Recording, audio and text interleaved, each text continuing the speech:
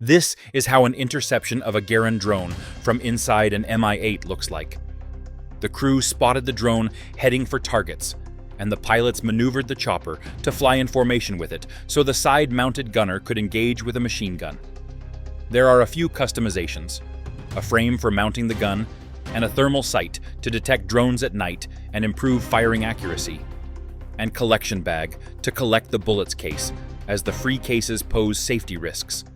The drone was hit, began to smoke while still gliding toward the target, and the gunner finished it off with a few more shots. It fell out in the open fields. Although this method looks effective, it carries risks.